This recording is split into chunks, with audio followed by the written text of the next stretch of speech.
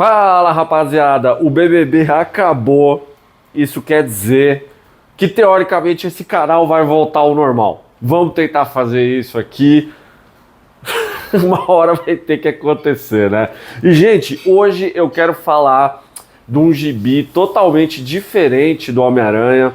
Um gibi que saiu, que começou lá fora em junho de 2001 e que tinha uma proposta muito legal, que era mostrar histórias sobre o Homem-Aranha, mas que necessariamente não tem o herói envolvido, né? É apenas tudo que envolve o universo dele, que é o gibi Tangled Web, né? Teia embaraçada, numa tradução livre aqui, que, cara, olha só, né? Antes de eu começar a falar aqui, deixa eu deixar um recado muito importante para vocês. Se você chegou no Nerd Mochilinha aqui agora, seja muito bem-vindo.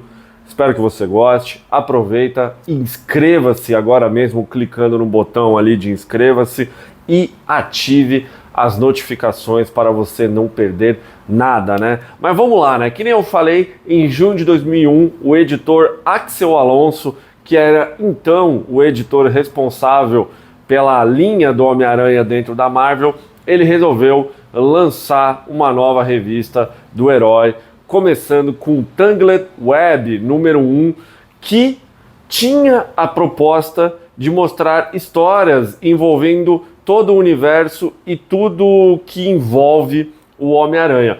Às vezes ele aparece, às vezes não, ele tem uma participação muito pequena, às vezes ele tem uma participação grande, depende dos autores. E o mais legal não era uma revista com uma equipe criativa definida, ou seja, eram vários artistas, eram vários autores trabalhando ali, cada um ao seu modo, mostrando as aventuras aí na revista. O gibi, ele começou com um arco em 3 partes chamado A Chegada do Milhar, pelo famoso escritor Garth Ennis e John McCrea ali na revista, mostrando um vilão, que é o Milhar, que era um adolescente, uma criança que estudou com o Peter Parker na escola, viu que ele foi picado pela aranha radioativa, viu que ele virou Homem-Aranha e ele sempre quis ser o Homem-Aranha, e aí acontece uma série de coisas que ele consegue atender esse desejo e ele acaba virando um vilão. Tem muita gente que não gosta desse arco. Eu, particularmente, eu acho que é um arco que não ofende em nada. Inclusive, eu gosto da caracterização que o Garth Ennis ele faz, tanto do Peter Parker quanto até da Tia May. O vilão ele é totalmente esquecível, mas se eu tenho uma reclamação a fazer desse arco, é que é um arco que ele foge completamente da vibe da revista, né? Se era para mostrar ali tudo que envolve o universo do Aranha com o herói sendo secundário, esse arco ele não cumpre nada. Ele não cumpre nada disso. Então, assim, teoricamente a revista ela já começou mal. Aqui no Brasil, ela saiu nas edições 7, 8 e 9 do Gibi do Homem-Aranha da Panini e também saiu naquela coleção do Homem-Aranha que a Salvat lançou na edição número 12. Só que assim, o Gibi ele pode ter começado meio mal.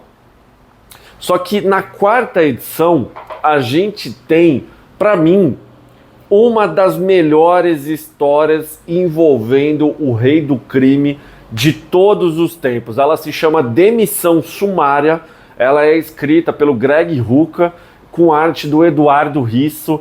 Cara, essa história, ela é maravilhosa de verdade, porque assim, o Rucka, ele entendeu completamente o conceito da revista e ele me escreve uma história envolvendo um empregado do Rei do Crime, que a partir do momento que ele monta uma ação criminosa, né, ali, e o Homem-Aranha ele desmantela essa ação, ele se vê obrigado a lidar com as consequências das suas ações.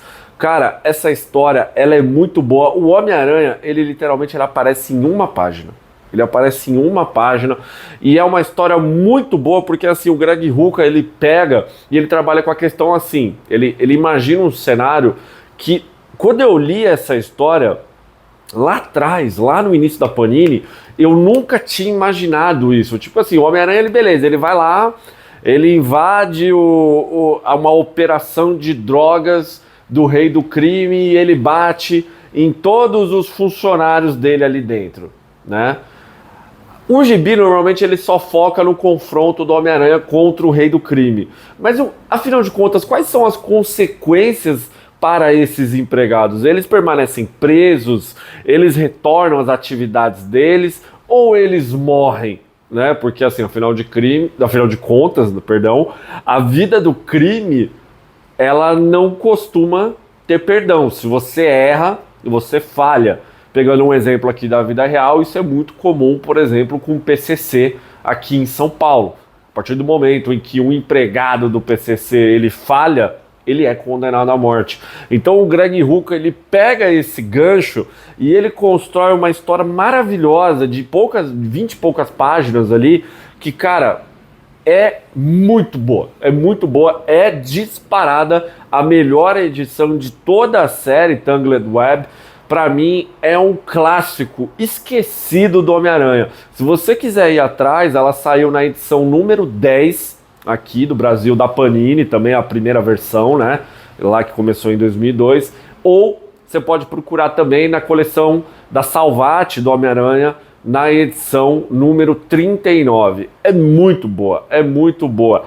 Assim também como as duas próximas edições, as edições número 5 e 6 do original, que envolve o Rhino, né, o clássico vilão do Homem-Aranha, o rinoceronte humano, ali, escrita pelo Peter Milligan. Peter Milligan é responsável pelo gibi do Shade, por X-Men e outros gibis aí, junto do Duncan Fegredo. Esse nome é complicado de falar, né? Eu sempre falava Freguedo, mas é Fegredo. Cara, ele constrói um arco em duas partes em que o Rhino, ele quer parar de ser burro. Esse é o mote do arco. Ele quer parar de ser burro e aí ele se submete a uma cirurgia, na verdade, para se tornar inteligente. Só que essa cirurgia ela acaba dando errado e ele fica tão inteligente que ele acaba perdendo a humanidade dentro de si. É um gibi muito divertido, é um mini arco em duas partes muito divertido que o Milligan cria, mostrando que, assim, às vezes a ignorância ela realmente é uma grande benção, né? Uma benção na nossa vida, porque assim, às vezes você ser ignorante, você se torna mais feliz, você fica mais de boa do que você ser um cara muito inteligente e consciente de tudo. É muito legal, assim, o Milligan ele entra aí na psique, vamos dizer assim, no psique, né, do Rhino, que é um arco muito agradável e porque assim, normalmente esses vilões clássicos, meio que secundários do Homem-Aranha, eles não têm essa atenção, né, de uma espécie de um desenvolvimento, né, envolvendo eles. Então, assim, na época eu achei uma coisa muito agradável de ter um arco envolvendo o Rhino. Aqui no Brasil isso saiu nas edições 11 e 12 do Homem-Aranha também, recomendo ir atrás. E um arco bem interessante também é um arco chamado Acordo de Cavalheiros, com roteiros do Bruce Jones, que na época estava fazendo o Hulk, e arte do Lee Wicks, né, mais famoso assim recentemente, por ter feito Batman do Tom King e por ter feito também o Demolidor do Chichester, né? Cara, é um arco bem legal também, que tem um taxista que ele sabe a identidade do Homem-Aranha. E esse taxista, ele tá morrendo de câncer cerebral. E ele precisa do dinheiro para fazer uma cirurgia. E esse arco, ele acaba lidando com a questão, assim, como é que você faz para viver sabendo que você vai morrer e a solução dos seus problemas envolve você destruir completamente a vida de outra pessoa. Então é um dilema muito legal que o Bruce Jones ele acaba construindo num arco bem simpático. Na época o Bruce Jones estava ainda escrevendo um gibi bem legal do Hulk, e então eu acho que ele aproveita aqui também e ele entrega uma história bem legal. O final dela, ela te pega muito de surpresa, tem um plot twist muito legal no final desse gibi, e que eu acho que esse arco, ele capta, junto com o arco a história do Rei do Crime, que eu citei aqui, ele capta perfeitamente essa questão da figura do Homem-Aranha na vida dos outros. Como é que as ações do Homem-Aranha ela afeta a vida da pessoa ordinária, né, da pessoa comum, do ser humano comum ali dentro do universo Marvel? É uma história que me agrada bastante, ela não é maravilhosa, sabe, assim, mas eu acho que ela captura perfeitamente a proposta do gibi. Tem uma outra... Ah, não, eu esqueci de falar, perdão. Essa história Acordo de Cavaleiros, ela saiu nas edições 13, 14, 15 e também na coleção do Aranha da Salvat, número 31. Vai anotando tudo que eu tô falando aí para vocês irem atrás depois, porque vale a pena aí, gente. Tem uma história que me agrada muito, que assim, ela tem muito o espírito daquela história do menino que colecionava o Homem-Aranha, né? Que é a história Raio de Luz, que saiu originalmente no número 10 de Tangled Web e que aqui no Brasil saiu no Homem-Aranha 16. Ela é escrita e desenhada pelo Karen Andrews, né? O mesmo o mesmo cara que fez o Homem-Aranha Potestade, né? A terrível Homem-Aranha Potestade, mas é uma história boa. É uma história boa mostrando dois irmãos, na verdade, que um é muito fã do Homem-Aranha e o outro detesta o Homem-Aranha, mas ele detesta o Homem-Aranha por conta das coisas que acontecem na vida dele. Ele é um menino sem esperança, né? Então, assim, eu acho que até o título da história, chamado Raio de Luz, tem muito a ver com o Homem-Aranha sendo esse raio de luz na vida desse menino. O Aranha, ele aparece, né, na história, ele tem uma participaçãozinha boa ali, mas é uma história muito simpática mesmo, que mostra que o Karen Andrews, ele às vezes ele sabe produzir umas histórias legais envolvendo o Homem-Aranha. Outras talvez não, né? Na edição número 11, chamado Aberto à Noite, é uma história envolvendo o Homem-Aranha, o Abutre, e também tem o roteiro e arte do Darwyn Cooke. Cara, é uma das pouquíssimas histórias que o Darwyn Cooke ele fez para Marvel, então é uma oportunidade incrível de você ver um cara, ele é um dos meus autores favoritos, então ver ele trabalhando com o Homem-Aranha foi muito legal. É uma história que o Homem-Aranha, ele tem até, ele aparece um pouquinho assim, ele tem um papel relevante, ou tanto o Homem-Aranha como o Peter Parker, né, especificamente, que envolve que o Homem-Aranha, ele teoricamente, ele convidou duas mulheres para sair ao mesmo tempo no Dia dos Namorados. Então, assim, a história ela se passa no Clarim Diário, é uma história muito divertida, muito engraçada mesmo, assim, e você vê toda aquela história sendo construída com a arte do Darwyn Cooke, é uma coisa que me agrada muito. Talvez ela não tenha pegado tanto o espírito do título, né, da série, mas eu vou dar uma passada de pano porque eu amo o Darwyn Cooke e ver ele trabalhando na Marvel é muito bom. Essa edição específica que lá fora foi a número 11, ela saiu no Gibi do Aranha nas edições 20 e 21. Vai anotando no caderno aí para você não se perder, porque essa história ela é muito divertida, ela tem até páginas a mais e foi por isso que ela saiu em 2 edições da Panini aqui no Brasil. Vale a pena, vai atrás que é bem legal. E olha só, eu vou elogiar um cara aqui que foi uma das primeiras vezes que ele escreveu o Homem-Aranha. Sabe de quem eu tô falando? Eu tô falando do escritor Zeb Wells, né? Zeb Wells, que hoje é o escritor do Homem-Aranha, né? Muito criticado, pouco elogiado. E aqui foi uma das primeiras vezes, se não me falha a memória, eu acho que foi a primeira. a primeira vez que ele escreveu o Homem-Aranha, e ele fez uma história que é bem divertida, que o Duncan Fegredo, ele volta para desenhar, e o Zeb Wells, ele escreve uma história envolvendo o filho do Homem-Sapo. O filho do Homem-Sapo, que é... Cara, tipo assim, o Homem-Sapo é um vilão classe C do Aranha. O Homem-Sapo, ele é solto da cadeia. E aí o filho dele fica triste que o pai dele foi solto da cadeia, porque ele, afinal de contas, ele é o filho do Homem-Sapo, né? Não é uma coisa agradável. E aí a história gira em torno de toda essa questão de ser um drama adolescente, né? Aqui no Brasil ficou conhecido como Eu Fui um Homem-Sapo Adolescente, saiu na edição 17 da Panini. É uma história que particularmente eu gosto muito, é uma história até certo ponto engraçada, assim, sabe? Aquele drama do adolescente americano, de ser aloprado na escola, tal. Eu gosto dessa história. E agora a gente vai para a edição número 13, chamado Doses Duplas, que aqui no Brasil saiu o Homem-Aranha número 20 e que também saiu na coleção do Homem-Aranha da Salvat no número 12. Ela é uma edição que mostra o Abutre, o Kraven, né, o filho do Kraven no caso, se reunindo no bar com um vilão misterioso para contar como é que o Homem-Aranha afeta a vida deles. E é uma edição bem interessante, que foi escrita pelo Ron Zimmerman, né, o falecido Ron Zimmerman, que estava ali iniciando uns trabalhos na Marvel e conta com a arte do Sean Phillips, famoso pelos trabalhos com Ed Brubaker, né.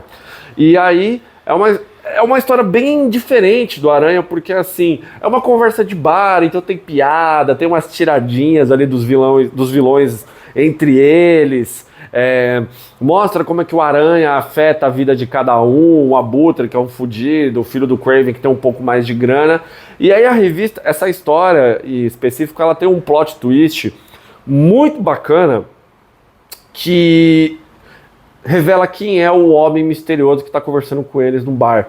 E aí, quando mostra quem é esse homem, você fala, pô, isso aqui foi bacana. Isso aqui foi bacana, tal. Você meio que já saca quem é que vai ser aquela pessoa, mas assim, quando você tem a confirmação, é muito legal. Ainda mais com a arte do Sean Phillips. Eu citei que Demissão Sumária é a história, é um clássico, né? É um pequeno clássico do Homem-Aranha. Só que tem uma outra edição aqui, que é a edição número 14, que conta com uma história chamada O Último Desafio, que ela é muito boa. Sabe por quê? Porque assim, quem escreve é o Brian Azzarello com a arte do Giuseppe Camuncoli, que anos depois foi desenhar o Homem-Aranha ali especificamente na fase Dan Slott, né? Nossa, cara, 10 anos depois, assim, sei lá, bom tempo depois. E aí, ela conta a história do lutador de luta livre que foi enfrentar o Homem-Aranha lá na edição número 1, cara. Mostrando assim todo o background do porquê que aquele lutador estava enfrentando o Peter Parker. Na verdade, que não era nem o Homem-Aranha, né? Enfrentando o Peter Parker ali com aquela... Quando o Homem-Aranha, o Peter Parker colocou um saco na cabeça praticamente para enfrentar esse cara e ganhar uma grana, né? Então, assim, o Brian Azzarello, junto com o lutador Scott Levy, né? Um lutador de WWE, né? A famosa luta livre americana. Ele constrói todo um background, cara, para esse lutador que é muito foda. É muito foda, assim, é uma história espetacular. Na época, o Brian Azzarello, ele não era um escritor muito famoso, ele já tinha iniciado Sem Balas na Vertigo, e é um dos pouquíssimos trabalhos também do Azzarello na Marvel, né? Porque o Azzarello ele escreveu Banner, Cage e essa história. Então, assim, é uma das... Cara, assim, se você gosta do Azzarello, e eu sou fã do Brian Azzarello, é uma das raras oportunidades de você ver ele escrevendo algo na Marvel, e é uma edição assim que, cara, eu recomendo muito você ir atrás. Aqui no Brasil saiu o Homem-Aranha 19 e também saiu na coleção do Aranha da Salvat número 12. Essa edição você não vai se arrepender de ler. Ela é muito boa, assim, porque... é um conceito inesperado, né? Assim, cara, você pega um detalhezinho de merda ali da edição número 1, né? Da edição número 1, não, perdão. De Amazing Fantasy, né? ali que é a edição que o Homem-Aranha apareceu, e pega um detalhezinho cara, e transforma numa história muito boa mesmo. Então assim, parabéns pro Brian Azzarello por escrever essa história. Eu falei aqui de 14 edições do título Tangled Web, e aqui agora nesse ponto é quando a revista ela começa a decair um pouco de qualidade, porque eu acho que as histórias elas realmente não te prendem tanto quanto as edições anteriores. E é muito engraçado que eu vou falar agora da história número 15, da edição número 15 lá, original, e aqui no Brasil ela saiu na coleção do Aranha da Salvat no número 12, e ela é feita por um autor espetacular, que eu sou muito fã, que é o Paul Pope. Paul Pope, é muito bom, é meio trava-língua, né, falar esse nome, que é uma história chamada O Colaborador, que mostra uma menina que ela é fascinada pelo Homem-Aranha, e o pai dela odeia o Aranha. O pai dela odeia o Aranha, e aí a gente descobre que o pai dela é um vilão que tenta assaltar um banco, ela vai atrás do pai dela, e o Homem-Aranha ele aparece no final. E a história ela acaba em aberto. Eu, particularmente, eu não sou fã dessa história, e olha que eu gosto do Pope. Mas assim, eu acho que é uma história que o Paul Pope ele não soube amarrar tão bem. Tem aquela arte maravilhosa dele.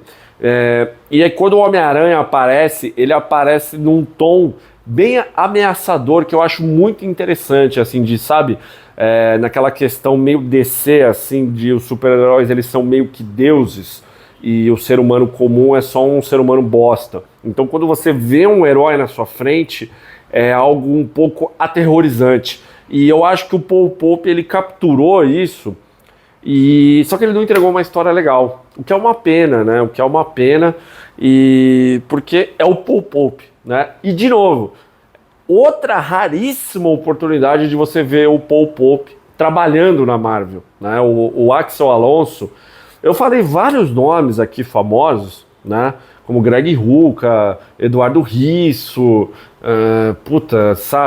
o Sean Phillips, entre outros, que se vocês forem ver, todos esses caras que eu falei, eles trabalharam muito pouco na Marvel. O Axel Alonso, ele conseguiu reunir nomes que você não via na época, que você não viu antes, e nem que você viu depois na Marvel, praticamente, assim, que é algo muito interessante porque traz uma visão diferente pro título, né? Às vezes dá certo, às vezes não.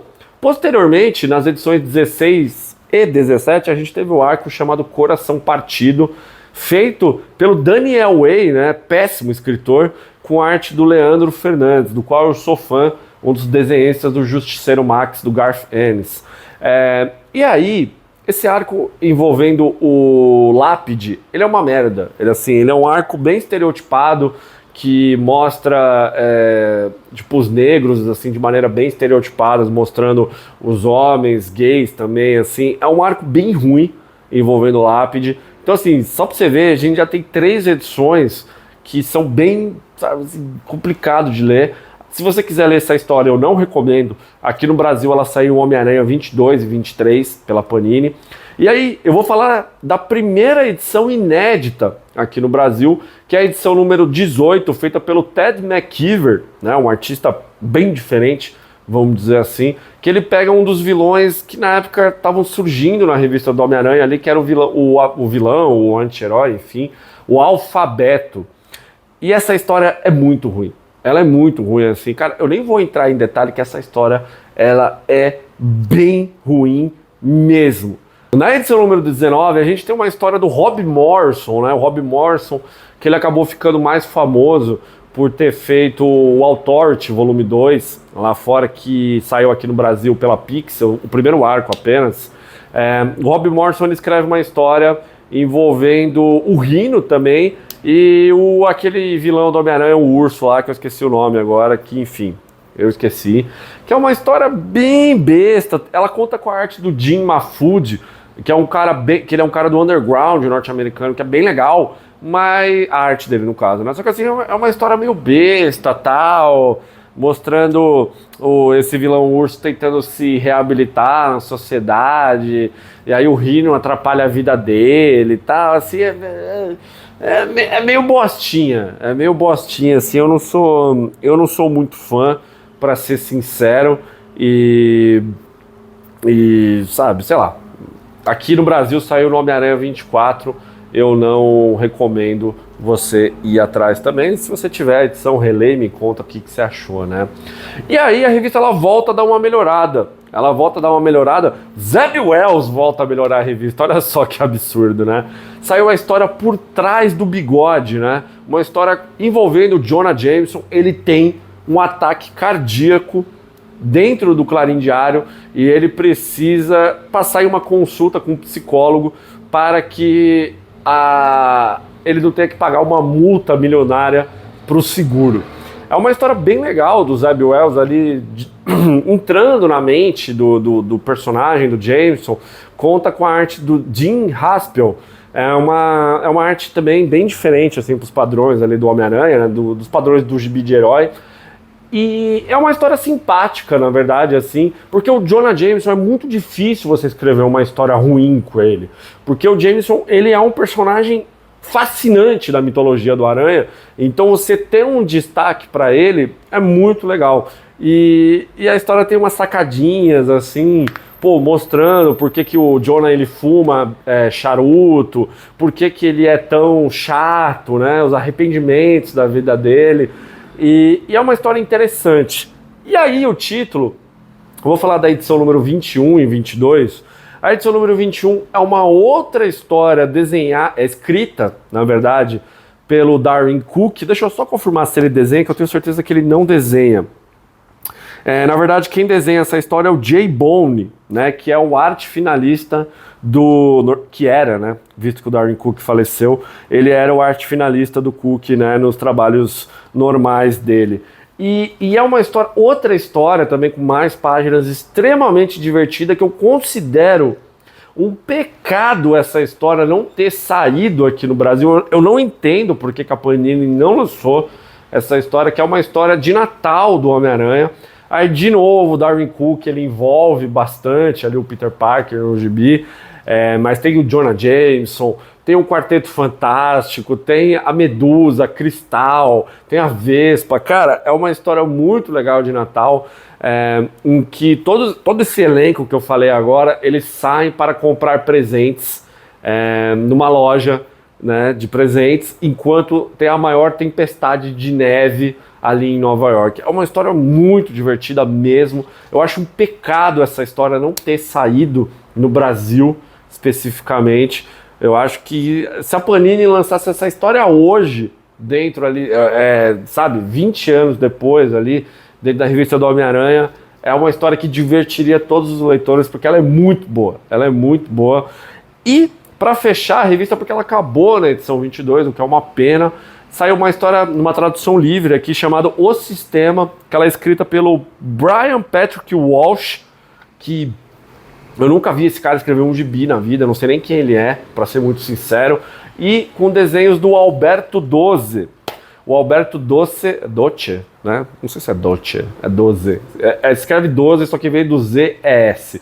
Que foi um cara que ele desenhou um arco do Flash do Geoff Johns, depois da edição número 200, sabe? Ele desenhou um arco do Flash, ele desenhou esse gibi aqui, e eu acho que ele nunca fez mais nada pros gibis de heróis ali, tanto na Marvel quanto na DC. E é uma história muito interessante também, porque assim, o Homem-Aranha, quando ele captura os vilões da Marvel, não, né? Vamos dizer assim, os trombadinhas, né? O vilão, os ladrões tradicionais. E ele deixa aquele bilhete, né? Cortesia do seu amigão da vizinhança, o Homem-Aranha. Isso cria um problema muito grande para os policiais, porque assim, eles precisam resolver aqueles casos com a participação ali do Homem-Aranha, o que cria diversos problemas jurídicos para eles. E aqui, essa história, ela lida com isso. Acontece um assalto numa loja, uma pessoa ela morre, e o Homem-Aranha ele captura duas pessoas que teoricamente foi quem cometeu o crime.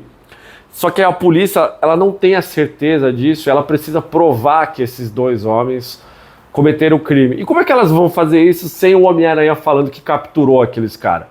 E ele é um vigilante, ele não é um homem da lei. Por que ele capturou aqueles caras? Então, assim, é uma história muito legal. E o final dela é melhor ainda, porque tem um plot twist muito bacana. É outra história que ela poderia ter saído aqui no Brasil. É uma história bem interessante. Uma pena que não saiu assim. E Vocês estão vendo aqui essa edição que eu estou aqui em mãos, que é um ônibus, né, lá fora, lançado originalmente lá fora, que coleta todas as edições do título.